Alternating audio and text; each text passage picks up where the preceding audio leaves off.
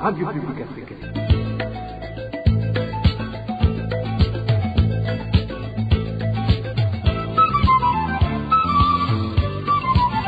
Radio Publique Africaine.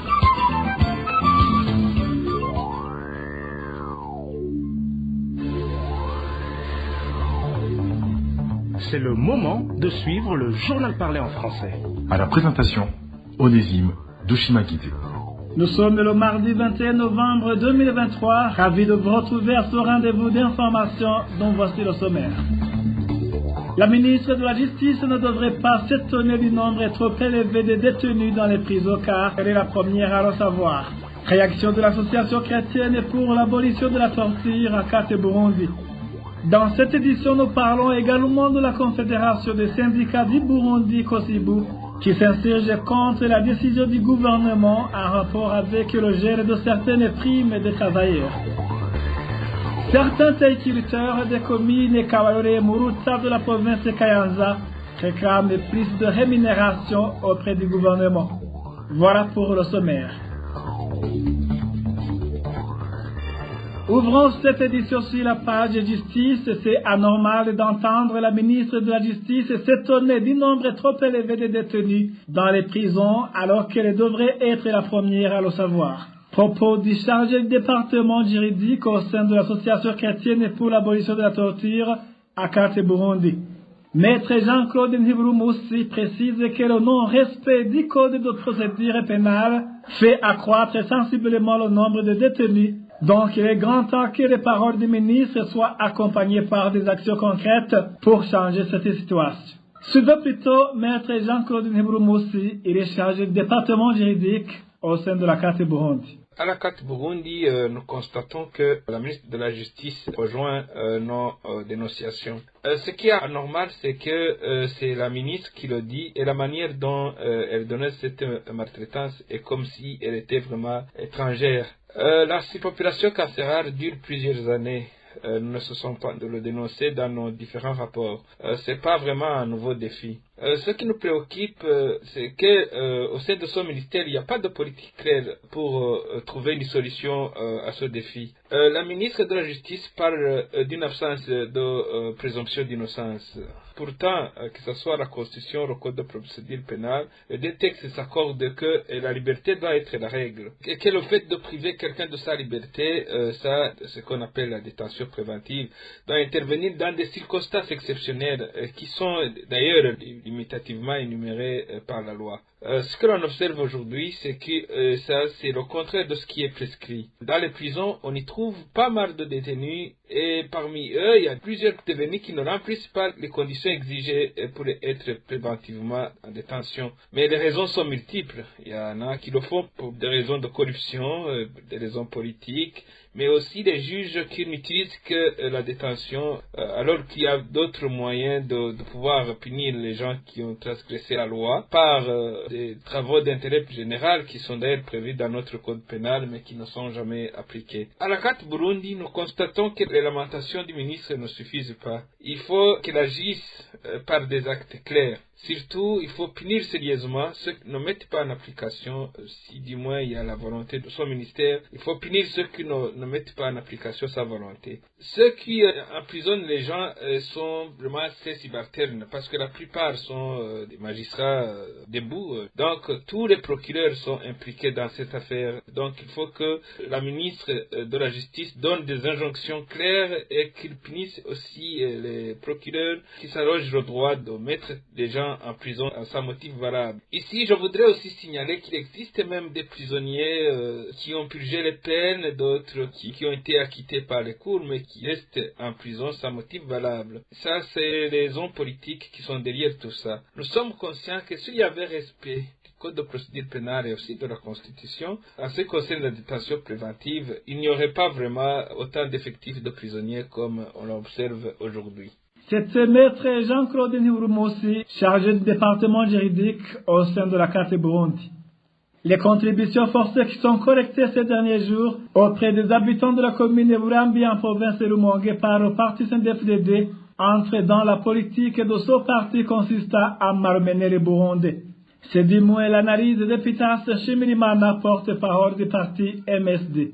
Se basant sur le fait que de telles collectes ne sont pas inédites au Burundi, ce politique indique aussi que les Burundais ne savent même plus à quel sens se vouer, d'autant plus que ceux qui devraient les protéger, à commencer par le président de la République, ne se soucient pas du bien-être de la population. Vous savez qu'un mois ne peut se passer sans que la collecte de telles contributions forcées ne soit signalée dans différentes localités du pays. Des croisades ou des rassemblements du CNDD-FDD sont organisés ici et là, et la population est obligée de donner par force des contributions en argent, en vivres ou en bétail, destinées à être données soit aux dirigeants du parti CNDD-FDD, au président de la République ou à la première dame. Cette situation ne nous sidère plus au sein du parti MSD, car il est clair que le président ne se soucie pas du bien-être des Burundais, plutôt il se moque souvent d'eux. À maintes reprises, il dit que les Burundais ne sont pas pauvres, qu'ils ne sont pas affamés, ce qui sous-entend que les malheurs des Burundais n'inquiètent pas le président de la République.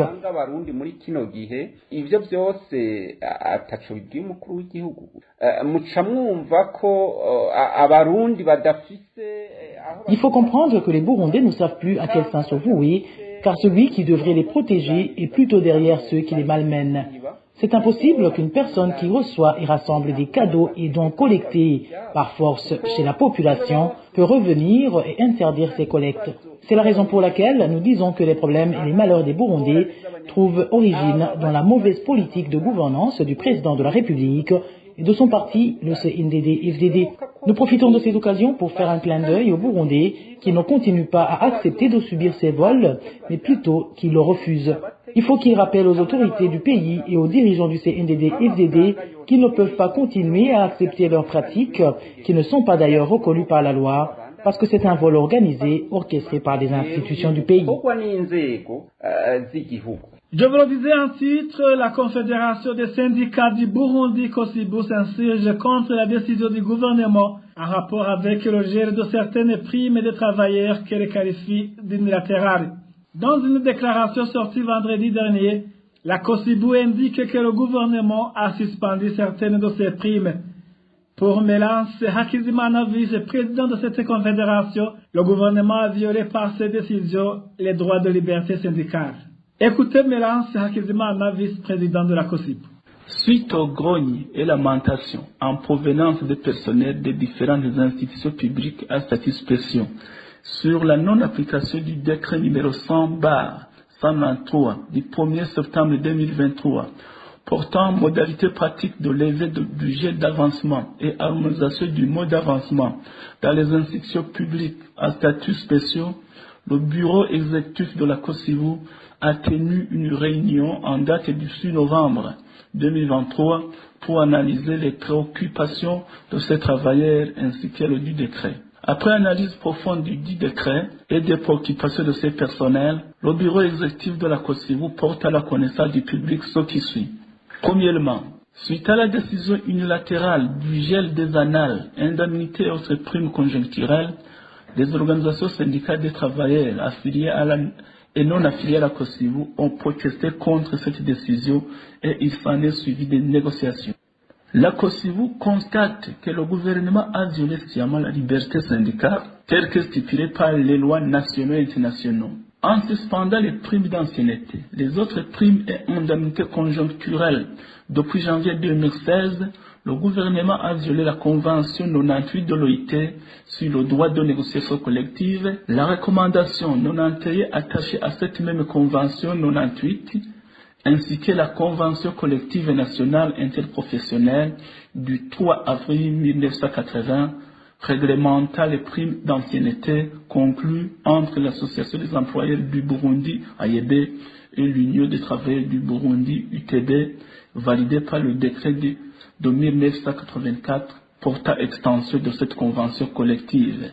La COSIBU demande que le décret numéro 100/193 du 1er septembre 2023 portant modalité pratique de levée du jet d'avancement et harmonisation du mode d'avancement dans les institutions publiques à statut spécial soit conforme à l'accord signé en date du 23 février 2017 après les négociations pilotées par le CNDS entre les représentants du gouvernement et ceux de la COSIBU. L'accord du 23 février 2017 exigeait le strict respect des textes réglementaires et des accords antérieurement conclus au niveau sectoriel. Mais malheureusement, la partie gouvernementale n'a pas encore mis en application le contenu de l'accord, malgré qu'il se fut engagé et malgré les multiples demandes et audiences auprès de différentes autorités compétentes.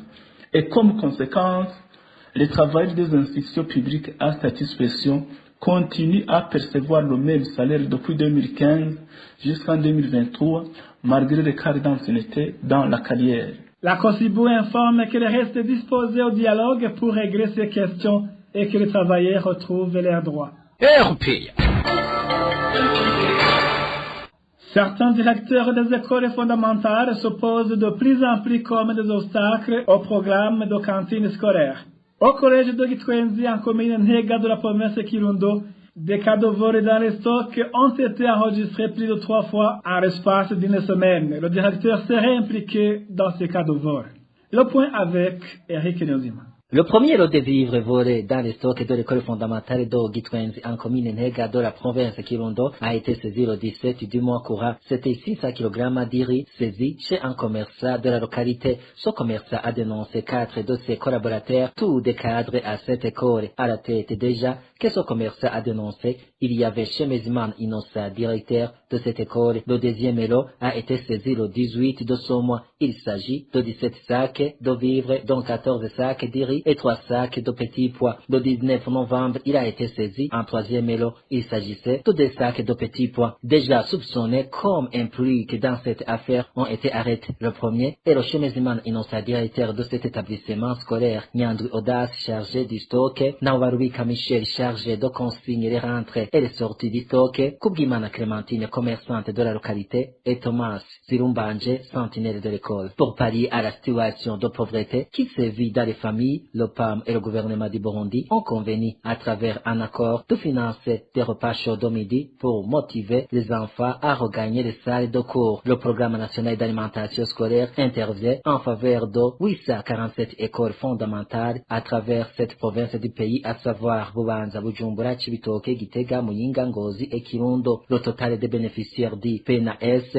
s'élève à plus de 650 000 écoliers sur une cible estimée à 1,8 million d'enfants de l'école fondamentale. Liboire Bigilman, le directeur national des cantines scolaires au Burundi et le porte-parole du ministre de l'Éducation nationale, a déclaré avant la rentrée scolaire en cours que les montants alloués par le gouvernement à l'alimentation scolaire sont de l'ordre de 2 millions de dollars américains. Ces contributions du gouvernement devraient atteindre 6 millions de dollars américains avec la rentrée scolaire 2023-2024, avait-il ajouté.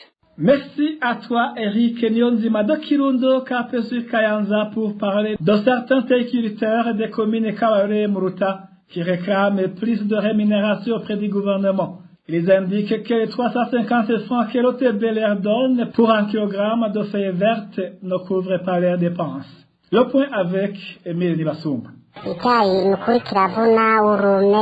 En plus de l'énergie utilisée, certains habitants des communes Muruta et Kabarore indiquent qu'ils dépensent beaucoup d'argent dans la culture du thé. Tous les travaux à partir du sarcage, du binage, etc. sont payés par le thé-étiqueteur. La personne qui l'aide à cueillir les feuilles vertes reçoit 120 francs de rémunération par kilogramme. Celle qui l'aide à faire le découpage reçoit 150 francs par théier. Chaque travailleur qui fait le sarcage, la couverture du sol et d'autres travaux reçoit entre 3 et 4 000 francs par jour. L'énergie et l'argent dépensés sont de loin supérieurs aux 350 francs par kilogramme de feuilles vertes donnés par l'Office du thé du Burundi selon ces théiculteurs. Ils demandent au gouvernement de majorer le prix de ces feuilles vertes. Selon ces théiculteurs des communes Muruta et Kabarore de la province Kayanza, s'il y avait d'autres cultures dans leurs champs, ils auraient eu beaucoup de bénéfices. Merci à toi aussi, Emile Nibasumba. La problématique de l'électricité en zone Ngagara de la mairie de Bujumbura a de lourdes conséquences sur la population. Elles sont d'ordre économique et sécuritaire. Les activités génératrices de revenus pour certaines familles sont depuis paralysées, mais de l'autre côté, les malfaiteurs profitant de leur sécurité ne cessent de multiplier leurs actions. Le point avec Inès Gakiz. Après plus d'un mois sans électricité, des bandits et des criminels profitent de cette obscurité pour commettre des forfaits dans cette zone Gagara. La population de Gagara est obligée d'organiser des rondes nocturnes pour faire face à cette situation, selon ce témoignage.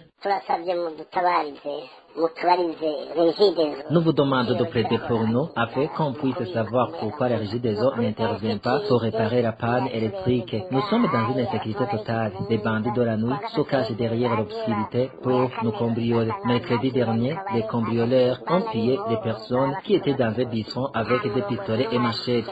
Aucun administratif n'est venu nous tranquilliser. Pour le moment, on ne dort pas la nuit. Nous nous regardons les yeux dans les yeux avec les bandits pendant la nuit. On les chasse et ils veulent nous attaquer.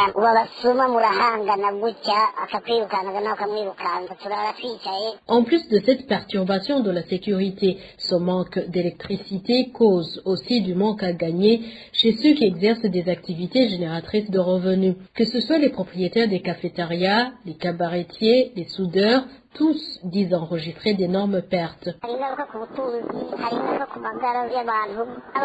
Nous subissons des conséquences dans le domaine de la santé et économique. Les propriétaires des cafétérias ont jeté le lait pasteurisé. Les cabaretiers, les soudeurs, les garagistes et les propriétaires de salons de coiffure, tous sont très mécontents pour se faire coiffer. Tu es obligé de te déplacer dans les autres zones. Les appareils électroniques ont été endommagés.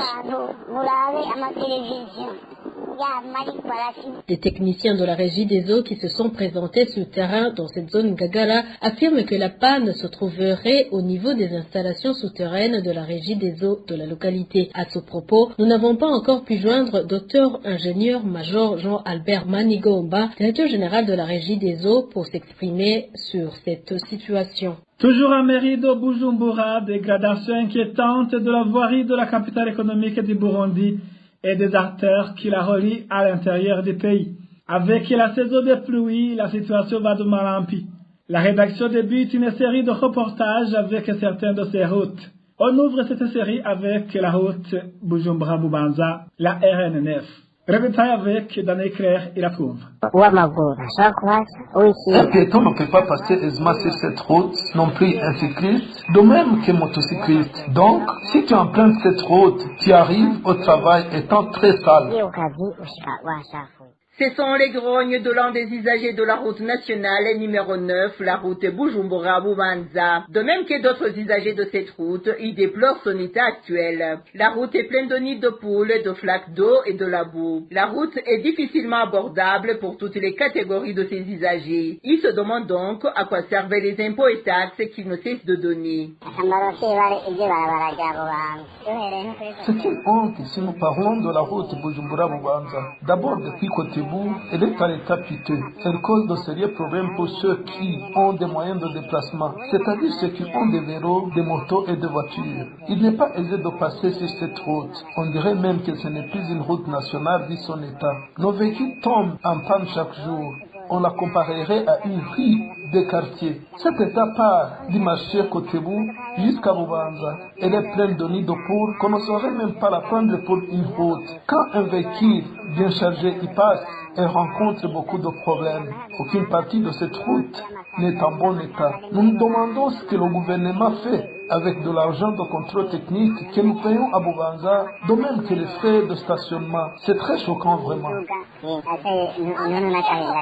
À voir la situation actuelle, la population indique qu'il est tellement difficile de comprendre comment la route nationale peut être dans cet état. Ainsi, les usagers de cette route demandent au gouvernement de faire tout son possible pour sa réhabilitation. C'est très difficile de comprendre ce que le gouvernement nous fait endurer. En réalité, ce n'est plus une route. Il ne reste rien d'une route. C'est pourquoi nous demandons au gouvernement de la reconstruire, car elle ne fait qu'endommager nos véhicules, alors que nous ne cessons de payer chaque jour des impôts. De côté où, à Bubanza, le chauffeur arrive à destination étant très fatigué à cause de l'état de cette route. C'est un sérieux problème. La rédaction de la RPA n'a pas encore pu joindre ceux qui sont chargés de la construction de ces routes au niveau national et pour s'exprimer à ce propos. Merci à toi, Danny Claire et à Trouva. Merci, mesdames et messieurs, de votre théorie attentive. Ainsi prend fin cette édition. À la présentation, vous étiez avec Onésime de Chimagiz. Passez de bons moments chez vous. Au revoir.